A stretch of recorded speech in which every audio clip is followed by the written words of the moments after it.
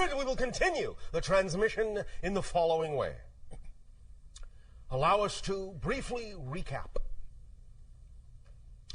You'll have your 15-minute time span, which is the time in which, generally speaking, the neurological pathways go from plasticity to hardwiring themselves with a new idea. And with every single thought, with every single feeling, with every single definition, you change the wiring of your brain. And now, with the understanding and the introduction of this specific structure of belief, embedded through the holotropic experience into the center of your receiver antenna brain, you now can have the opportunity to always allow there to be a doorway to the light, even in the darkest of hours, even in the most negative of beliefs.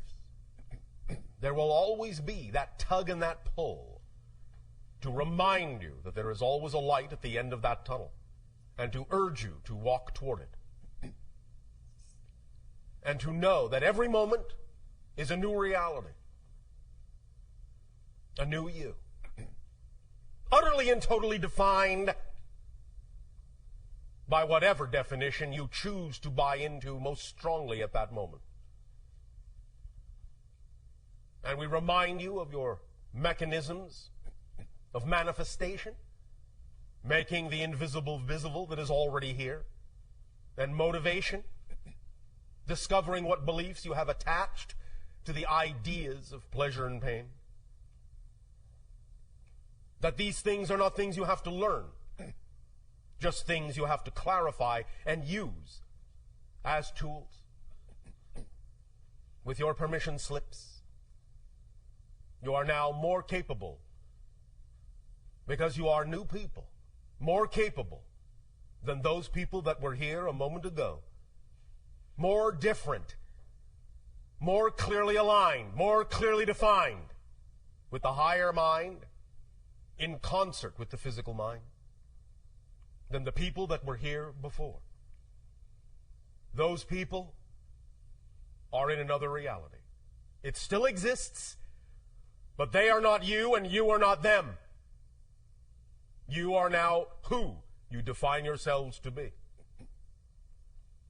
Feel the difference in greater ways every day, and you will see and experience the immediateness of the shift from reality to reality by simply creating greater difference between them. Because there is already a total change with every change. And now, in keeping with the idea of the manifestation mechanism we described, by focusing and concentrating your intention as you did in the holotropic experience, bringing your passion, your vibration of highest resonance into it, we now transfer to the other side of letting go, opening up, surrendering, not thinking about it, changing the subject, going in a new direction, lightening up, not worrying about it at all, letting the higher mind take care of it for you, letting the higher mind involve itself with the how your passion will manifest, of the how the synchronicity will present itself to you. This already works. You don't have to make it work. It's the nature of the structure of existence and creation itself. Let it work. Allow it to work. Relax. Let go. Be at peace. To begin changing the subject, lightening things up, we will, first and foremost, before we engage in questions, tell a story. So relax. Get comfy, as you say. If you wish, put on your ethereal pajamas. Have some astral cocoa. All right. and sit before your crackling etheric fire. Relax. Once upon a time, on my world, when I was first training to become a contact specialist, my father and my mother brought me before a group of very experienced contact specialists, 10 in all. They related to me, each and every one in his or her turn, their stories of their first contacts with other civilizations and what they learned from the experience, what they gained, how they grew, how differently they perceived the idea of creation by having experienced another facet of creation through the auspices of a completely different civilization, and how that reflected upon us and how we could look at ourselves in different ways. Throughout the course of a day, they related their stories to me and also to my counterpart, who many of you know as Anima. And as together she and I sat and listened and absorbed and imagined and visualized the scenarios that they were painting in our minds, bit by bit we realized they were also not only just telling stories, but handing over their experience energetically, allowing us to literally live emotionally, vibrationally, mentally, through those experiences, allowing us literally to taste, hear, see, touch, feel every sensation that they had experienced in those first contacts with other civilizations, priming us for the new civilizations we would encounter, such as your own. So that by the time it came time to encounter you, we would have a wealth of experience and knowledge to draw upon, to aid and assist you, and also to allow our interaction with you to aid and assist us in seeing ourselves relative to all the other civilizations, all the other facets of the multidimensional crystal of all that is, and giving us a deeper appreciation of our connection, of our relationship as family within creation, as parts of the all that is, as parts of the one, as expressions and reflections of each other. And at the end of that day, after we had absorbed those experiences in that way, we were then allowed to be by ourselves momentarily, alone. They all left, bid us, as you say, farewell, went on their way. Anima and I were simply by ourselves in what you would call a very natural setting of trees, of grass. And as we allowed ourselves to simply remain there quietly, absorbing all that we had learned, we began to realize that the stories were not over. For as we sat there, in that resonance, in that vibration, suddenly we received stories from the rocks and the trees and the animals and the sky and the water and the air. And everything our world had to offer in its consciousness, in supporting us as the mother of us, we received from her that day. To let us know that as we ventured out among the stars, we would always carry a piece of our own home world in our hearts. We would never be disconnected from her. And that as we make contact with other worlds, other beautiful gems in space such as yours, not only is it our personage that we present to you, but the entirety of the consciousness of our world, not just the people, but the planet and everything upon it, and everything within it, and everything that it is.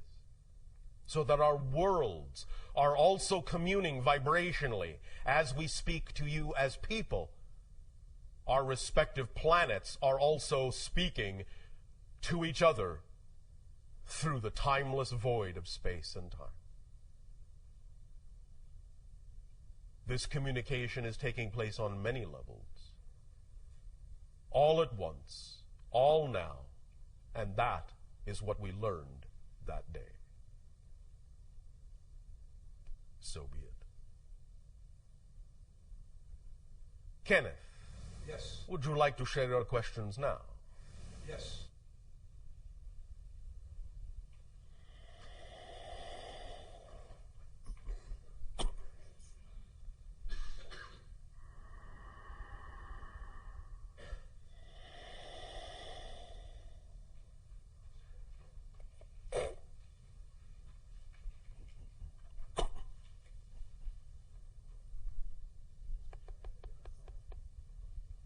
Hello, Bashar. And to you good day. I was really glad that the guy this morning called you B. Yes. I like nicknames. They save so much time. Yes. Of course, you know, these days we recognize that as a dual-layer joke. The first layer being, of course, on the human level, where nicknames really don't save that much time. And on the metaphysical layer, we know that there is no such thing as time. Yes. So there's nothing to save anyway. Yes, thank you. Yes. So, I have a metaphysical joke for you. Oh, all right. And I would appreciate it if you would get your people tuned into this. Always.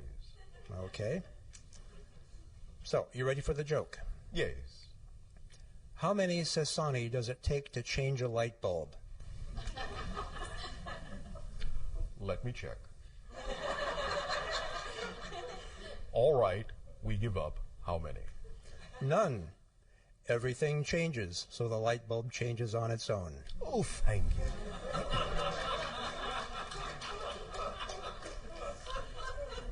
Thank you also for participating in lightening up the energy so that it is easier for individuals to let go and surrender. Thank you. I appreciate your acknowledging that. At a previous channeling session, I say previous in quotes since it's all happening now anyway. Thank you. You talked about the games that you guys play on your world. Yes.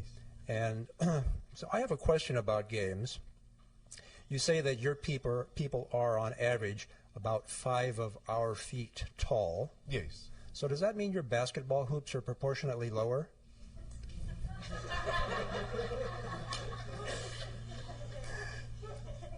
If we had basketball, they would be. Yes. And of course, that's why it's funny for us, because we all know you don't play basketball. Right? Yeah. Yeah. Although, not entirely true.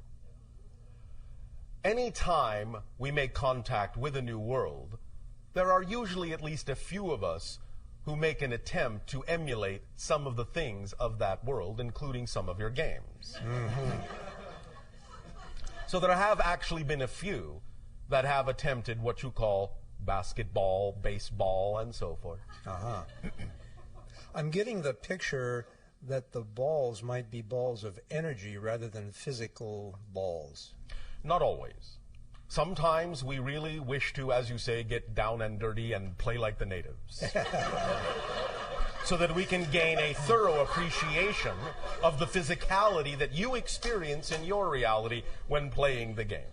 And do you appreciate it the way we do, or at least appreciate it in your sense? Yes. Yeah, good. You realize, Bashar, that going by the single name Bashar puts you kind of in a unique category that includes Cher and Madonna. Yes. Prince, yeah. Just thought I'd make. Thank you. Anyway, now to my question. I have been reading a series of books called the I Am Discourses, Yes. which are basically discourses given by Earth-ascended masters, primarily Saint Germain. Yes.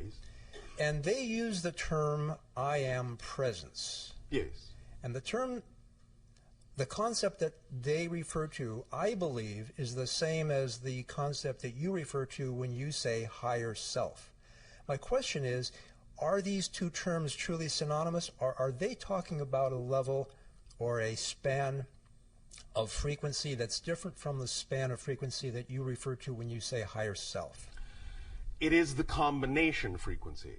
When we talk about the idea of the partnership and the relationship in perfect balance between the physical mind and the higher mind together, that can be referred to more precisely vibrationally in the way they mean it as the I am presence. Okay. So there's kind of an overlap there. Yes. Yeah. Okay. The Ascended Masters are purported to have completely, I just about used the word conquered, but I really mean gained command over physical reality in all respects. They can materialize their bodies, as I understand it, dematerialize their bodies. And this would be a level of ability for humans that is quite extraordinary, that, as I understand it, is different from the level of reality or command over reality that you guys have. And I'm not trying to make a comparison for judgmental purposes, just so that we can see that as humans we can ascend to a level of truly complete command over our reality if that's what we choose. Yes, and many individuals in my own society have that command. Aha. Is there a particular reason why some do and some don't? Yes. It depends on the path they have chosen, what it is they are teaching, what it is they have to reflect, and also to some degree the idea of what many individuals choose to do with remaining in certain levels that make it more conducive for them to interact with other beings of similar level. Mm-hmm. So what is it that they are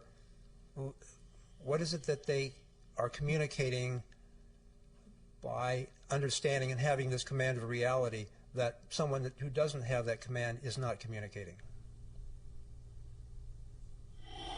First of all, they are, as a vanguard in a sense, communicating to the entire society and constantly reflecting to them openly the potential that exists in all, so that we never forget that by having examples around us all the time. Which is what our Ascended Masters do as well. Yes. Cool. Okay. Bashar? There's that temperature again. Yeah. That's the end of my questions. Bashar, get out of my way. I'm coming through. Shivai. Shivai to you. Thank you, K. Welcome, B.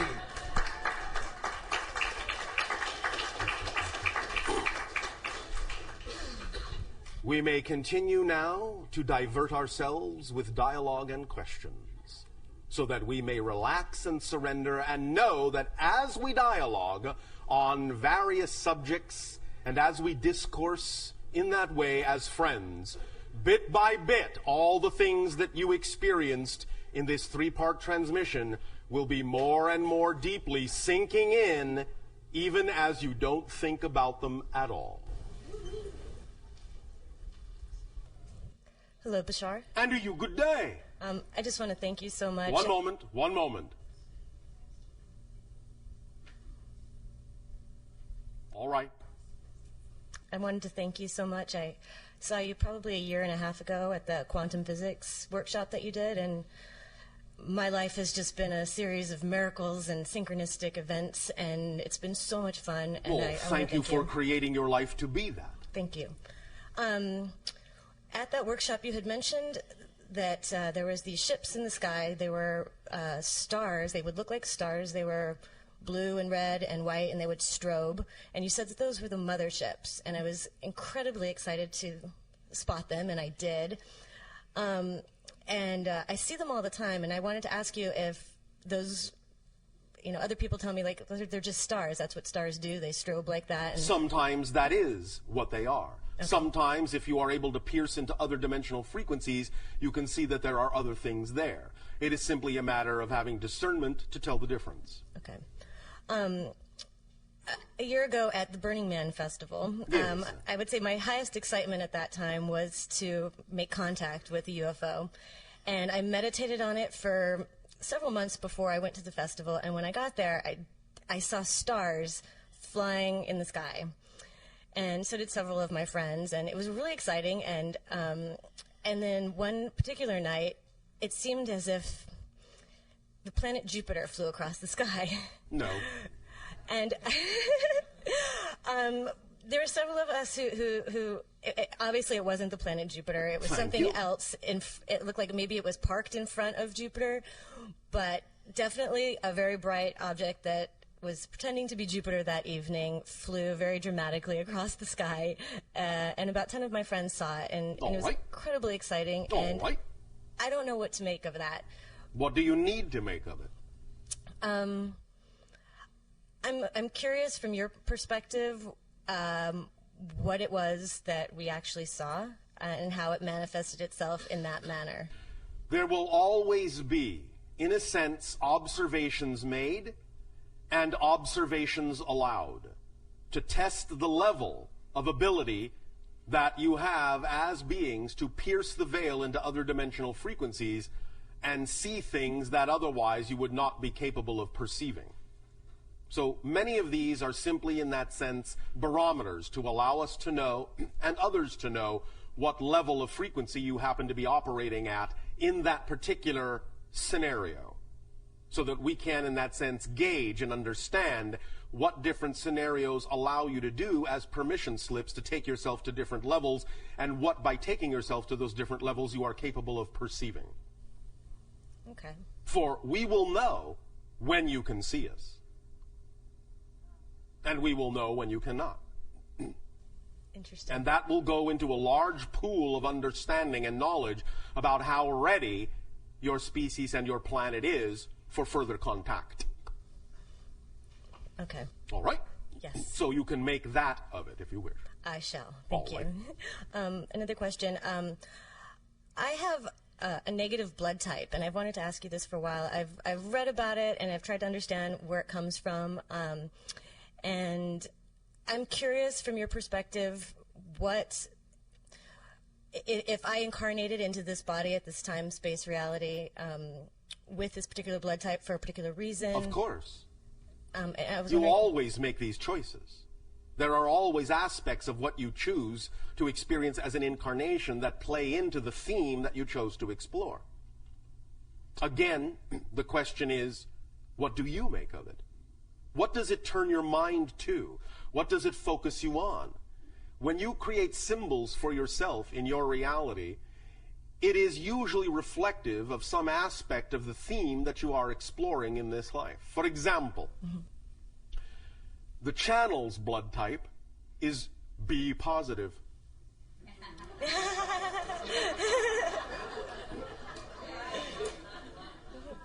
Catch my drift? Yes. Does that help? Yes, no, maybe. A little bit. Oh, I was right. wondering if you could explain a little bit where it comes from, and as we have recently said, humanity is a mix of a variety of genetic types, the idea being that some of it is extraterrestrial in origin. So in that you have these mixed up genetics, some of the issues of blood type are connected to that, and some of them are also representative of the indigenous stock of the hominid that evolved naturally on the planet.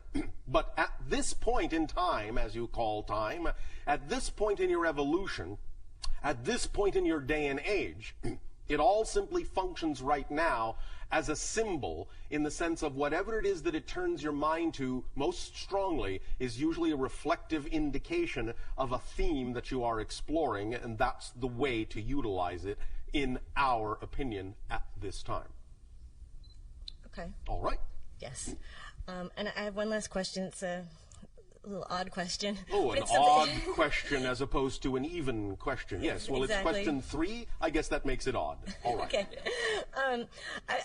I've been studying a lot of mythology, Yeah. and the stories are really fascinating. I can see how they're all related across, the Bible and Egypt and Yes, whatever. yes, yes. And there's a story of Samson, Yeah. and the strength was in his hair. Yes. And it got me wondering if we hold our wisdom in our hair, and Not literally. not literally, and what it is, why is there a thought form that manifests as no hair in men, and no offense to our channel, obviously. I don't have any hair either. I told you it was a strange question. But I was curious, It's a why is that case-by-case basis, why men and it in our will also culture depend upon when the symbol appears archetypally in your history in terms of what the symbols mean to that particular culture at that particular time. It isn't always across the board for every single era and every single epoch that the symbols mean the same things or are representative of the same things. In that context, the idea really was self-image. The strength was in how he saw himself. Hair being a representation to many people on your planet of their image. Do you understand? Yes. So, it was a lesson in the idea of regardless of what you are going through, it is the image you hold of yourself that will actually carry you through. And when the hair was cut, what that is a euphemism for is somebody, in a sense, offering him a reality where he chose to accept it as a diminishment of his self-image. But once he regained his self-image, once his hair grew back, he regained his strength. But it's an issue of self-image. You follow? I do. So, the idea now, in terms of not having hair, is the idea, in a sense, that image isn't so important anymore, that it is, in that sense, the idea of being, shall we say, naked to the world. Do you understand? I do. All right. Does that help? It does. Is there a reason why in our culture right now that there's the gender difference in men and women? Why? I mean, why does that manifest in that way? Well, you are still dealing, as many civilizations do, with various issues of polarity. And the idea will continue for quite a while in your civilization, even as it still to some degree continues in ours, even though we are becoming more homogeneous and becoming less physical. There is still the expression of the polarity to some degree, because there are still themes of polarity to explore on that level in your reality. Okay. And when you say polarity, you mean hair and no hair? I'm confused. I am speaking now of what you just said about the idea of male and female. Right. But I'm saying, why is it that men in our culture tend to, it's usually not a pleasant thing when this happens to men in our culture, and I'm wondering why it manifests that way as a gender difference. Vulnerability. The males require more vulnerability. You understand? I do. Thank you. Thank you. Thank you very much.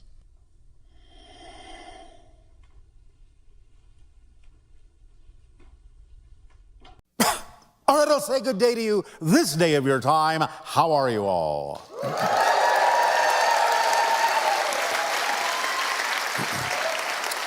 All right. All right. You're all so shy and withdrawn.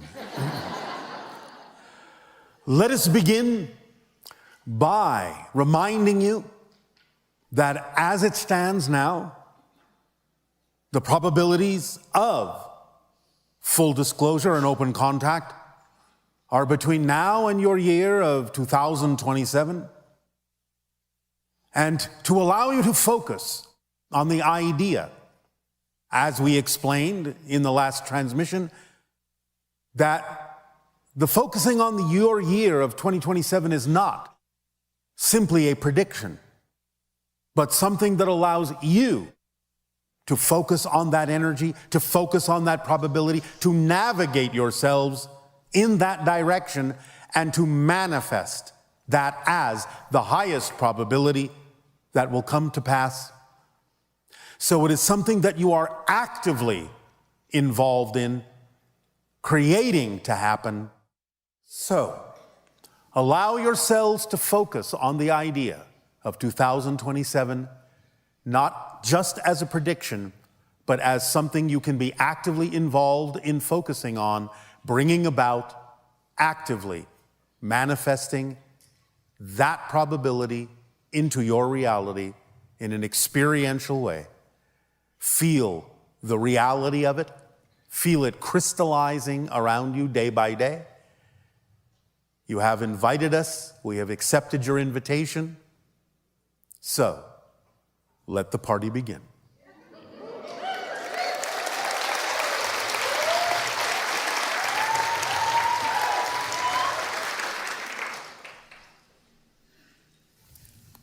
Hey, Bashar. And to you, good day. Exciting to talk to you. And you as well. So it feels unsettling to me to think that even negative expressions like violence, inconsideration, or rudeness are still God knowing itself. Everything is God knowing itself. So, Everything. There are lessons in everything. It's like saying there's a stream and there's a current in the stream, and I can choose to swim upstream against the current. Does that mean the current is still not God? No. The current is part of the river. So you can choose to swim upstream against the current, or you can go with the flow, with the current. Which do you prefer? Can you learn a lesson by going upstream? Yes, you might develop stronger muscles by swimming upstream. And therefore, you will be stronger when you finally let go and flow downstream. So even what appears to be negative can still be something that will aid and assist you by learning a lesson that will help you grow. Yes? I struggle with that because... You're struggling because you're swimming upstream. I guess my question is, what place does integrity, goodness, service to others have in life? Why do we have to choose to do good? You don't have to choose it. But let me explain it this way. Speaking of the idea of current. As we have explained, there is the positive, there is the negative, but there is the neutral. Reality is a trinity, not a duality. There's always the neutral place in the center. But the neutral place in the center still allows you the freedom to choose what you prefer. So in a sense, euphemistically, you could say that creation is 51% positive and 49% negative. So the idea is that if you simply relax and go with the current, you will ultimately drift into the positive side. But the idea is, if you understand that you may have chosen to come through the negative side to learn the lesson, that you can simply let go and drift into the positive side naturally, then you will have used the negative side in a way that is actually resulting in a positive outcome. So again, the idea is just to look at these things mechanically. It's not a value judgment. We understand that you can express the idea on your planet in violent ways, in ways that aren't necessarily condoning the idea of perpetuating life. We understand that. But again, a soul can sometimes learn in a much more accelerated way by putting themselves in a situation where they are immersed in something that is so dark, so dense, that when they finally let go of that, they will fly that much faster into the light. We call this the rubber band analogy. Because the farther back you pull a rubber band, when you finally let it go, it snaps that much faster in the other direction. And so sometimes souls can use the negative energy, the negative mechanism, to steep themselves in such negativity that when the soul finally says, all right, I have learned all the lessons I can about this being a vibration that is not necessarily in alignment with what I ultimately prefer to be and who I really am, and they finally let go of it, then they will snap that much faster and that much farther into the light, into the flow. So you can use it that way. It's there available to you if you want to do it that way, because Source is everything and all possibilities, and it doesn't judge or devalue anything within itself. It's just a mechanism. It's not a value judgment. Only humans decide this is good or bad. So, remember, you are ultimately eternal and indestructible souls. So, in a sense, it's like looking at a play on a stage and going, oh, there's the hero and there's the villain, and they're playing their parts, and they're in conflict with one another. But when the play is done, they go out and have a beer together because they're actually friends. And they're just playing a role. And without the darkness, you cannot see the light as clearly, because the darkness frames the light. So if it is all like a role play, kind of good and bad in a sense, yes, then there's no incentive to be good in a sense. There is an incentive, and that is, as I said earlier, to actually allow yourself to feel the ease of creation in going with the flow and the current of the 51% that goes in that direction, so that you can enlighten yourself literally. Okay. Make sense? Yeah. Does that help you? Yeah. Thank you.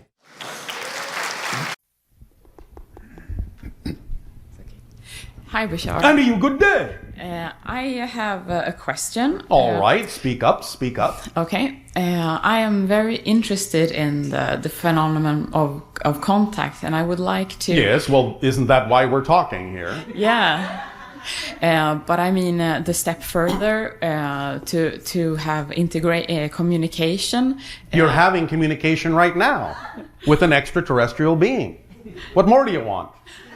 That's right. I mean, face to face. That will happen eventually, when you're really ready, because you're not ready yet, trust me. Right. So that's why I'm not experiencing that, because I'm not ready. You're not ready. Right.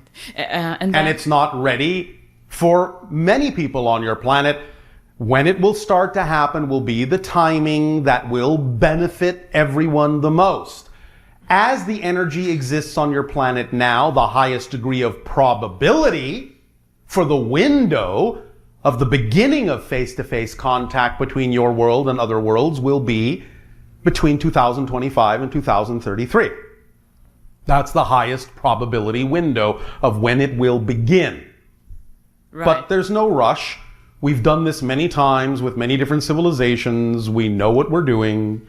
We know that this dispensation of information is the first step in the idea of moving toward contact, depending upon how the information we deliver is received and applied. Because we use the way in which you handle the information we already deliver to determine whether or not you're actually ready for more information. I understand. All right. Last night I had a dream. Yes. And a ship that was very beautiful. It was round like a ball All right. of silver, and around it were spinning several rings. Yes. Like Saturn, but there were different. Yes. Yes. I wonder if they came as an answer of the people that I want to have more contact with. Yes. And do you know who they are? I do. Who are they? I'm not telling you. But I will tell you this. As we have said to many of you before, almost all of you have already actually had face-to-face contact. You just don't remember it. Because you are made to forget by agreement, because the rate at which you remember you've had contact, whether in a waking state or in dreams or what have you, the rate at which you remember you've already had contact is used as a barometer to determine when you're actually ready for more. Yes. So, I had a thought then. Would it be possible for us to like have a real photograph of you? eventually, Okay, that's also when we're ready. you already have real photographs of our ships. Eventually, you will have real photographs of us. Okay. All right. Okay, so I have one more question. Yes. I have been experiencing things since I was very young that has, Yes. I think, prepared me for a certain kind of work. Which, Yes, of course. With with children and people who are. Are you doing that work? No, I'm Why not? Because I don't really know where to start. Oh, come. Where's your imagination? Okay. I was just wondering if you can, since it's Are you acting on your highest excitement every moment that you can to the best of your ability with no assumption of the outcome? Yeah, I think I'm doing pretty good. Pretty good. I'm training. You're training for what? Yeah, what? Training for what? You do understand that the best way to learn is by doing, yes? Yes. Experience comes from actually doing. So why not let your imagination guide you and start doing what excites you in whatever way you can? Even if it's not the way you ultimately wind up doing it, doesn't matter. You will never do it the way you will ultimately do it if you don't start doing some version of it now. Yeah, that's right. So I know, that's why I said it. So do the version you are capable of imagining that you can do. Take action on whatever you can that is at least the best representation of the idea you are capable of mustering up in your physical reality. Yeah. And one thing will lead to another. That's great. I can do that. I know you can. So do it. Or not. It's All up right. to you. Thank you very much. Does this help you? It does help. I have one more question. Yes. I have been drawn to the US since I was 10 years old. All right. And I lived here twice. Yes. But for some reason I'm hesitating to move here, but I feel... Where are you drawn to be? Remember, again, please, the thing that excites you the most isn't necessarily the thing that needs to come to fruition. Sometimes the thing that excites you because it just needs to get you to move in a direction. And then something else may excite you once you're moving. So that's why you need to drop all the insistence and assumption about something coming to fruition, because you don't actually know that the thing at a given moment that excites you is actually the thing that actually needs to come to pass. It may just be the thing that gets you off your butt. Right. So that you can run into the thing that is actually going to come to fruition. So if I move in a direction where I feel okay... Take action to the best of your ability in the direction of what's exciting you, you will wind up where you need to wind up. Yeah. Yes? That makes a lot of sense. I know. I heard you say it 30 times, but still That's it's like... all right. you again. Obviously, sometimes, even though you may have heard something 30 times, when you finally get it, that means you actually finally heard it. Yeah, maybe. It's not just noise. Right. Yes? Because you've made it your own. That's why you get it. You finally understand how to make the concept your own and allow it to be true for you. Remember that the things you know to be true, you just do. If I ask you to walk, you just walk. You don't say, I wonder if I can walk over there. I think I believe I can walk over there. I don't know, I'm not sure. You don't go through that, you just walk. Action and knowing are synonymous. The things you know are true are in your behavior. You just do them. That's the degree that you need to know the concepts that are being discussed. They just need to be in your behavior. They need to be your first nature, not second nature.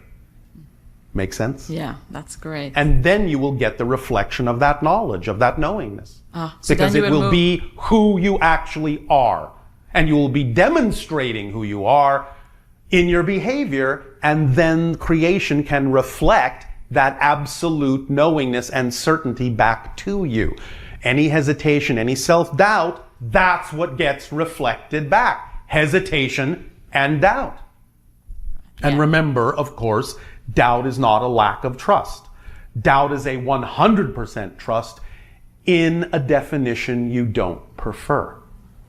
So why not trust in what you do prefer instead of what you don't? It's the same mechanism. It's going to work for you either way. Why not allow it to work for you in the positive side rather than the negative side? By trusting in what you prefer instead of trusting in what you don't prefer. Yes? Yes, that's good. Does this make sense? Yeah, it does. Does this help? Yes, it does. Why, thank you. Thank you. Can I ask one more thing? Nope. Oh. Thank you so much.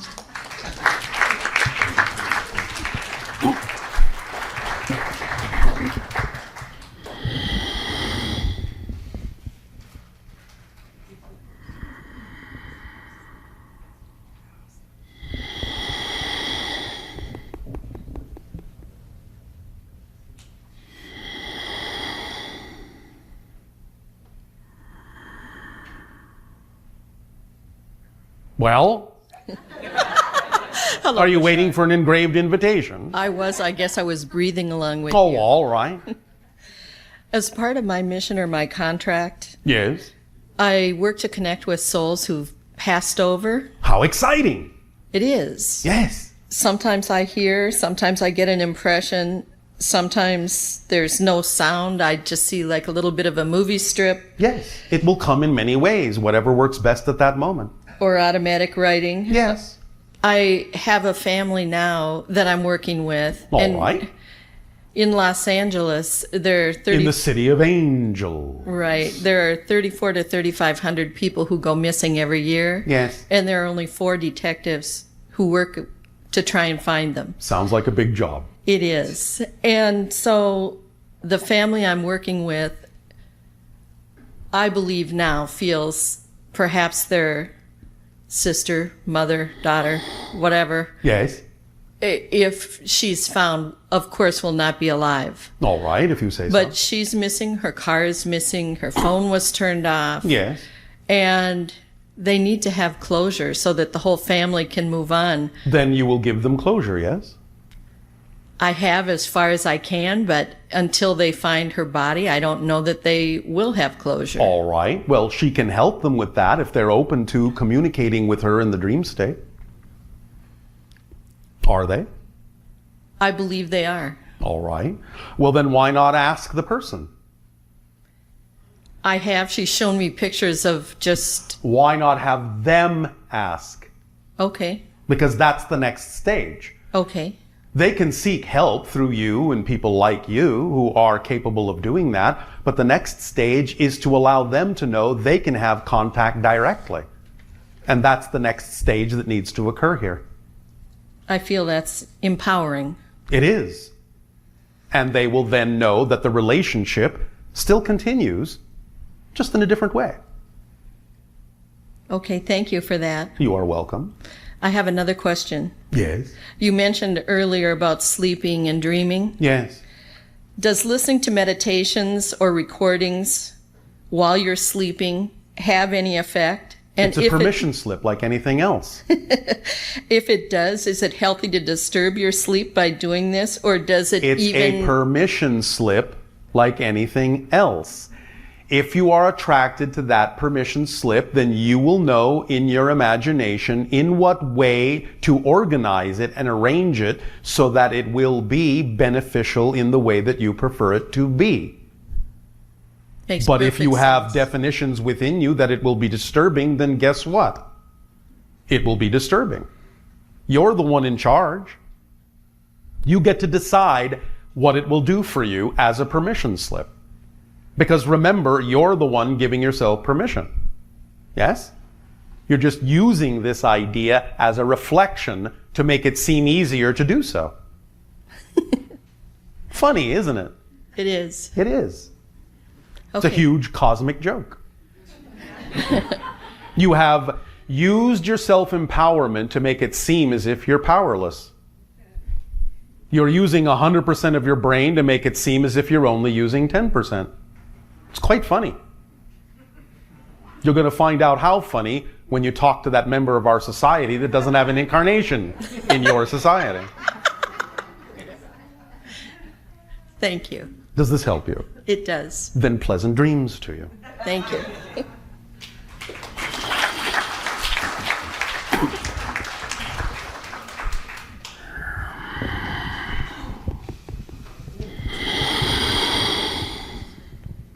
This is fine.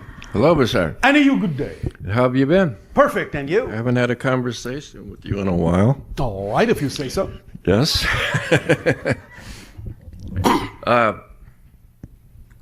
Two quick questions. Yes. Time's up. Consideration of people standing Not quick enough. in consideration of those still online. In the early '80s, Yes. Workshop 2, around that time, you said, well, a very upset woman asked if we were going to annihilate ourselves nuclearly. And Yes, and we said no. You said that our government had been given a demonstration that we Yes. would not be able to. There have been many demonstrations of that nature. Well, this particular one, up to 30 years secrecy was lifted in 1997. I showed two colonels at Minuteman Yes. sites had the same experience. UFOs over the front gates, panicking, calling into the colonels, and both had 20 Minutemen missiles go off ready, which Yes. is not possible. Well, it is possible, obviously. Well, was that one of your demonstrations, which would have made it 67, March of about 67? All those demonstrations over missile sites have either scrambled the codes or electromagnetically shut off the codes or tampered with the firing mechanisms in a variety of ways to demonstrate that nuclear annihilation would not be allowed because it affects more than just your world. Right. Fantastic. Now, if you want to have an isolated nuclear incident, you can have that. We can't stop you there because it's part and parcel of your learning curve. We've done that, yeah. But the idea of total global thermonuclear war, you have on a collective consciousness level already decided that you're not going to do that anyway. Exactly. All right. Okay, last question is, you'll know this from Daryl's consciousness. Yes. I am trying to get a new TV show off the ground. My name's Scott. That sounds exciting for you. Okay, and the excitement is there. Yes. But I have a concern, and I wanted to ask you this personally. A concern? Yes, about the outcome, of course. I can't give you that. I know, but I want to ask you, is the timing about right? I can't tell you that. You can't tell me that. No, Okay, it's your timing. Well, my concern is All that, right, I'll give it to you this way. Yeah.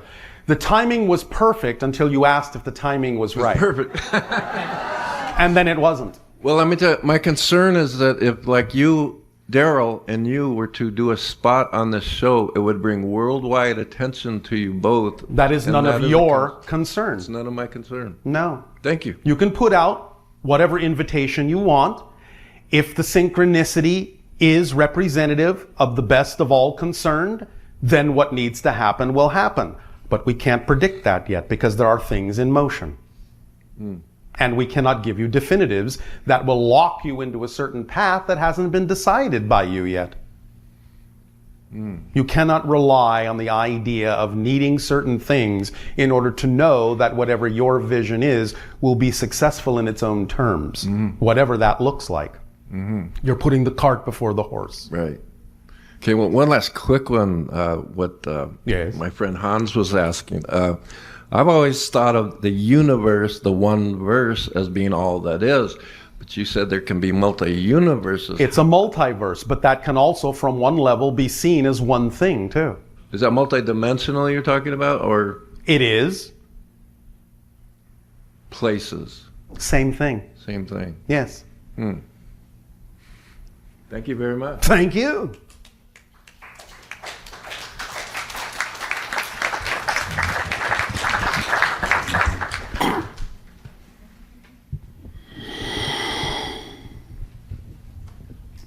Hello, Bashar. And to you, good day.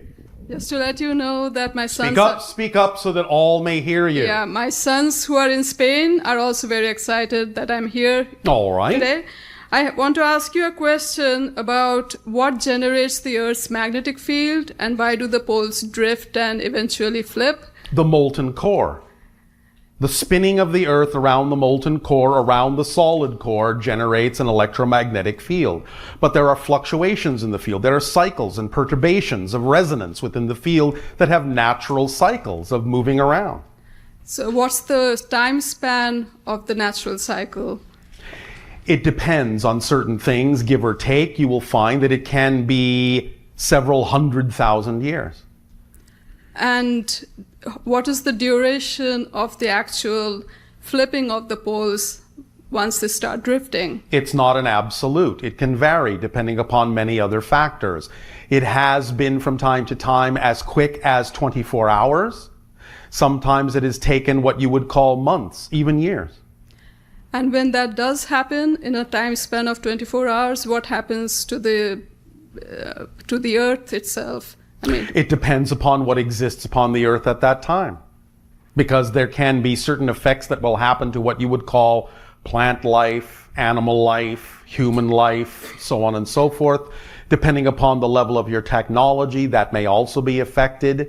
It depends. So what causes those effects? The idea of interference patterns within the shifting electromagnetic field can cause shifts within the electromagnetic fields of living organisms and also electronic equipment. Okay, thank you. Does that help you? Mm-hmm. Are you afraid? No, All right. Why not? just curious. No, all right.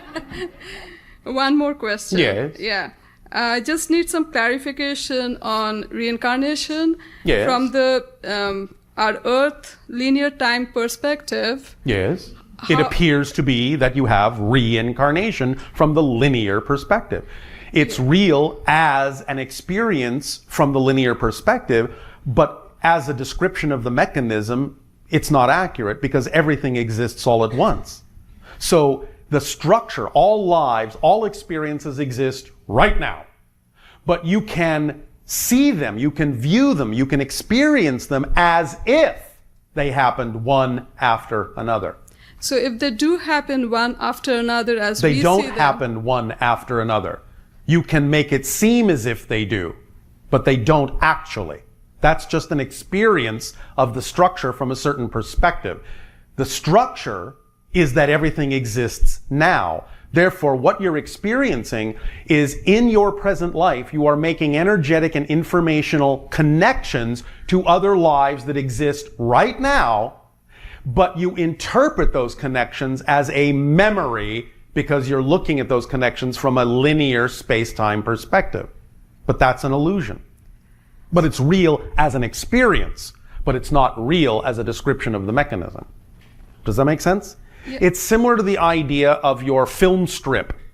Yeah. When you view a movie, you can shine the projector light through the different frames to create the illusion of time and change and movement and things happening one after another on the movie screen.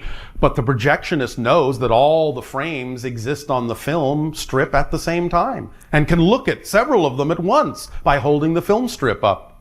And can even, if the projectionist wishes, shine the light through those frames in a completely different order that has nothing at all to do with before and now and after. But what happens to the lives that have not yet been lived? You're not getting it.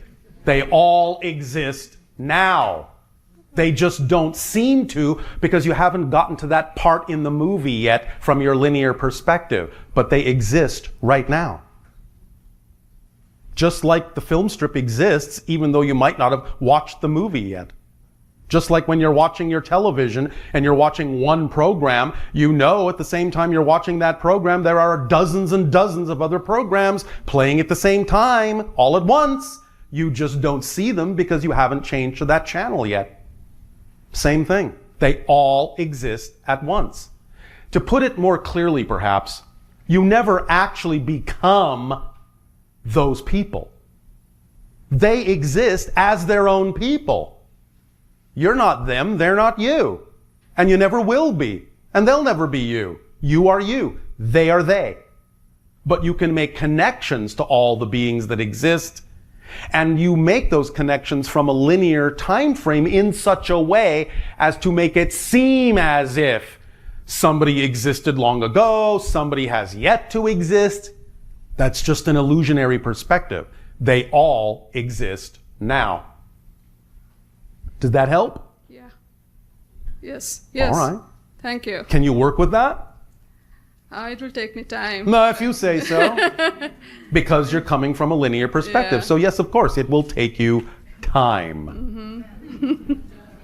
But when you understand it from the spirit perspective, you actually see it all at once. Yeah. All right? Mm-hmm. Thank you. So have fun. Yeah.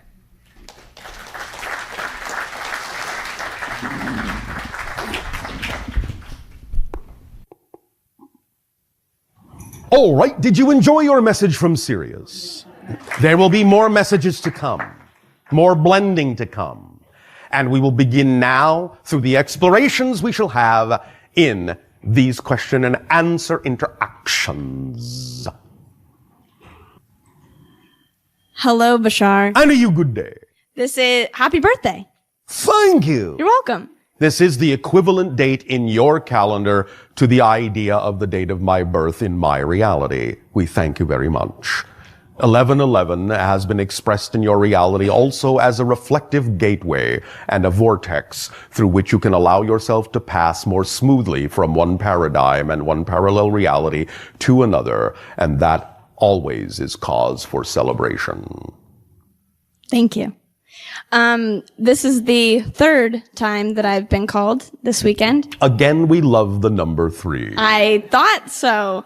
I was wondering what the synchronicity of that is for me and if it has any correlation, of course, to you guys. It does. And in forming a perfect equilateral triangle energy with yourself by allowing this interaction to occur thrice, you give yourself an opportunity to create a very powerful reflective permission slip symbol using the equilateral triangle, similar to the ways in which we use it.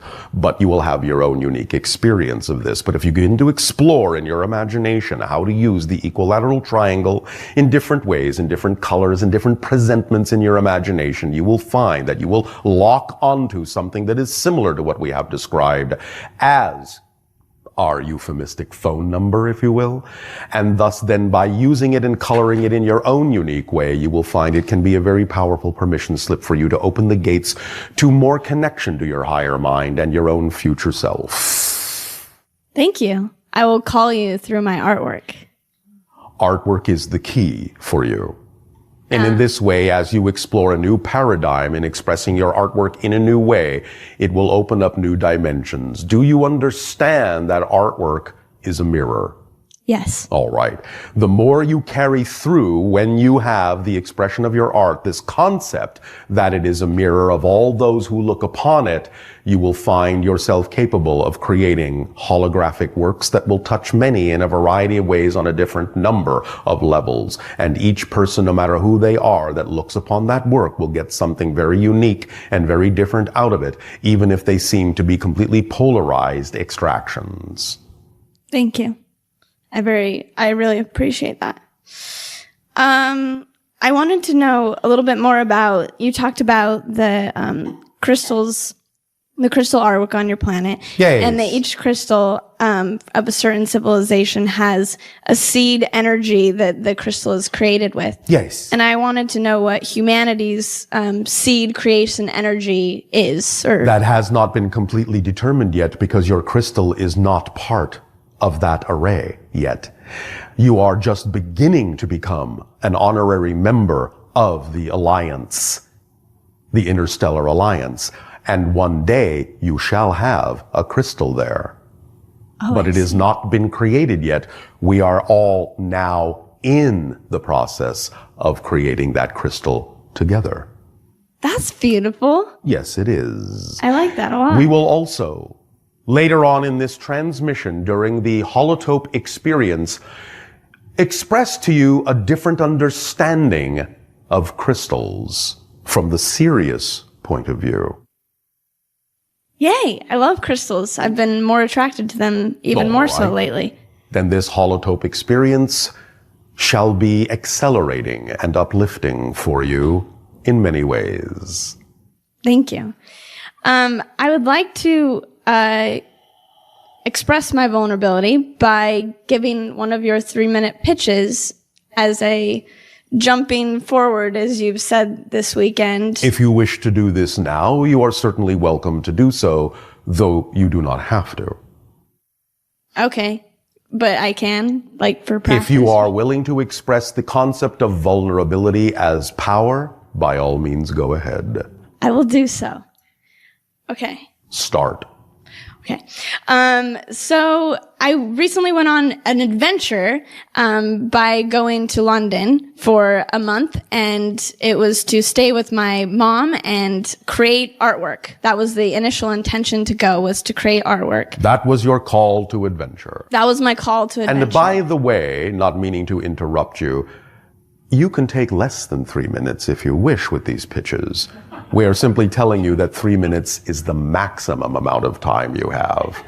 Perfect. But if you are capable of being far more efficient in what your society refers to as an elevator pitch, the time it takes to tell someone a story and the time it takes to go from one floor to another, then by all means be as efficient as you wish to be. So you have answered the call to adventure to do your art in London. That is part 1. What are the challenges? The challenges that came up had nothing to do necessarily with the art.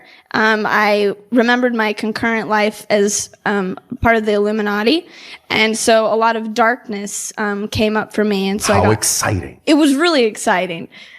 And so I got to look at all of it. All right. And I went. And then I redefined it. that is the transformation. Yes. You took the opportunity to look at all of your definitions and choose definitions that are more in keeping with who you prefer to be and allow them to work for you, yes? Yes. All right. And so in that transformation, I moved more to a collective automatic. And so I moved to seeing myself as my government and seeing myself as not just an individual, but as a collective, and knowing that I am choosing light. And yes, that's what I would like. Congratulations. Thank you. A lovely story. Thank you. Do you have any feedback of how I could, I don't know how this works. Telling of the story is how it works, but there will be more to this format in the time to come in 2013. But for now, we applaud your boldness in being willing to be the first one to pitch. You're my favorite person to pitch to. And you, by doing so, have become your own bridge. Thank you. I think the only other question that I would have would be about my bridging to the hybrid children and being somewhat of an ambassador for them. We will talk a little bit more about this in your upcoming December 21st and 22nd timeframe transmission. Wonderful.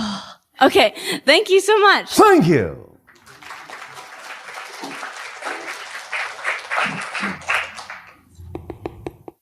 Greetings, Bashar. And a good day. A very happy solar return to you. And thank you. I come to you with an open heart and thank you and express much gratitude for your offering for us to be honorary members of the Interplanetary or Intergalactic Alliance. And thank you for being a galactic super friend to us. Do I need a costume? I like the Hawaiian shirts. Oh, all right. I have a deep passion for climbing mountains and resonate to one here in California called Mount Shasta. Yes. I'd like to know more. The crown chakra of the planet. Yes. I'd like to know more about what that frequency is holding right now and the opportunity to connect to the transmissions or the energetic vibrations that are coming through that portal. The opportunity that is there at the peak, at the pinnacle, is to understand that there is another mountain of energy above it, upside down. And thus then when you reach the peak, this way in physical reality, you begin to expand in non-physical reality this way. That's very interesting. We think so. Yes. So it is similar to the idea that your crown chakra in your body is actually expressed as an upside down cone. Mm. Yeah. Because it connects directly to the idea of the higher mind. Mm-hmm. On a previous visit there, I very much came into the flow and synchronicity of Saint Germain and the violet flame. Yes. Can you expand on that presence in that location? The violet vibration, obviously, a very high frequency energy. And what we are saying is, by climbing that peak, whether literally or metaphorically, and by experiencing that upside down cone and connecting from the physical peak to the energy point that touches that physical peak and thus expands upward, just as you create the idea of the crown chakra to be an upside down cone that touches the crown of your body and expands upward into the higher mind, so too, by thus then literally or metaphorically arriving at that Shasta peak and beginning to make the connection to the upside down energy cone, you are connecting to the higher mind of the entire planet. Thank you. The collective consciousness is expressed in that upside down cone. The higher mind of your entire world is represented by that violet vibration. Thank you. I've also come in contact with a lot of Archangel Michael energy Yes. in that area as well. Yes. Well, many different kinds of vortices will open in that area to connect you to many different kinds of expressions of the higher mind and levels of consciousness beyond. Okay, thank you. I've gone through some surgery that I would say would have been a potential crossing point. All right. I want to know, did I enter a parallel reality or have one of the experiences that you talked about yesterday where you'd actually die and then enter a new reality and not know it? It is more that you simply allowed yourself a greater degree of shift rather than the idea in the classic sense of dying. Mm-hmm. Okay. You had a soul quake, if we can coin this term. Okay. So that your vibration, your soul vibration, shifted to a slightly higher degree than it normally would have, allowing you to recrystallize yourself with a slightly different personality that is more representative of a new parallel reality that is somewhat more different than it otherwise normally would have been had you not created that permission slip experience gateway. I see. Do I have any messages from guides or other luminous beings that had communicated with me while I was in a state of suspension? Many messages were delivered, and thus then they will, shall we say, leak out of you at the appropriate timings. Okay, thank you. Does that help you? It does, thank you. Thank you.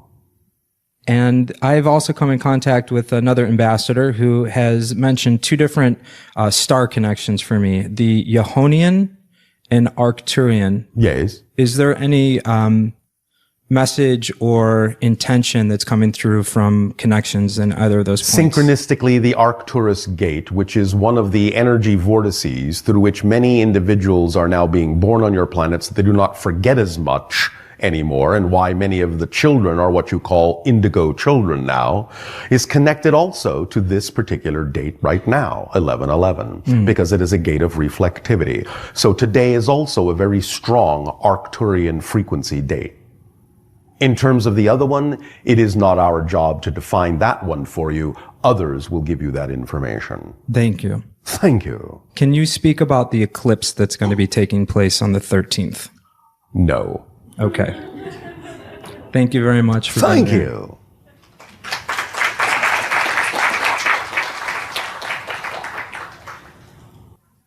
Greetings and blessings, Bashar. And to you, good day. You were talking earlier about turning questions into exclamation marks. Yes. Wonders. Wonders? We have been led to believe that we learn by asking questions. Yes, we understand that. We are not taking that process away from you. What we are simply letting you know is that if you have the capacity to ask a question, the answer must lie within you somewhere. And therefore the process and the journey is in asking the question to lead you into yourself and to your synchronicity to discover that the answer has always been within you, even if you represent it as being discovered outside of yourself. We're just expressing and describing the mechanism to you. We are not in any way, shape, or form taking away the process if that is what you wish to experience. Aren't all questions are silly and foolish? Why? Because we have all the answers within. But the whole idea is self-discovery. Remember, the reason you chose to forget, the reason you chose to create questions was so that you could have the experience of discovering yourself from a different point of view. So they are not silly in that context. In many cases, it is simply that you are becoming more efficient in that discovery process. This is what we are describing, is a collapsing of the process, an efficiency in the process, whereby you ask the question and more quickly realize that the answer is within you. But it still allows you the opportunity to experience the discovery of another aspect of yourself from a different point of view. So in that context, it is not foolish, it is not silly. Thank you. Does that help you? Yes, it does. Blessed be the confused and silly and foolish. Yes. For they shall discover themselves anew. How many of others from Esasani are in on the conversation? our session with It us? will fluctuate from time to time, but there are times when all 257 million are. Wow. Bashar, Yes. why are we led to believe that... You keep saying led. Rather, why do you choose to believe? That is so. Why do we choose to believe that it is good for us to consume the flesh of other sentient beings for our survival? It is a way to absorb energy that exists within the concept of the physical experience. There is nothing inherently negative in this. It is simply a reflection of certain ideas, and bit by bit you will lose those ideas. You will change those ideas. You will transform those ideas. But do not in any way, shape, or form diminish what they are and the exchange that they represent by defining them in a negative way, because that, in a sense, is what causes them to be problematic. If you form a relationship of gratitude with the idea of all that is consumed, you will understand that in many ways you are being consumed as well. Huh? How so, please? You see, you ask a question. Not silly or foolish. When you absorb other beings in that way, there is actually an absorption taking place in the other direction. You may think in some ways that you are absorbing them on a one-way street, but by absorbing them into your energy, you are being more and more absorbed into the natural world that they represent. Amazing. We think so. The dream I had about two beings I witnessed communicating telepathically with each other. Yes. And I was the observer of it. Yes. Who were they? Friends. From where? Hybrid civilization. That is representative of something in what you would call the future. And it was amazing, and I can never forget this. Why should you? Bashar. Yes. How can I serve your society best? By being yourself as fully as you can. Because by thus then acting on your highest joy and expressing yourself as fully as you can in the way you were created to be as your natural core vibration, you are increasing the opportunity to allow us to interact with you more by meeting us halfway. And by doing so, then you expand our experience of family. Thank you. You are a family. Yes, we are. And I'm a part of you. And you are, and we are, absorbing each other. You are very tasty. Blessings to all of you and all of us. Thank you. And you as well, our unconditional love. Thank you.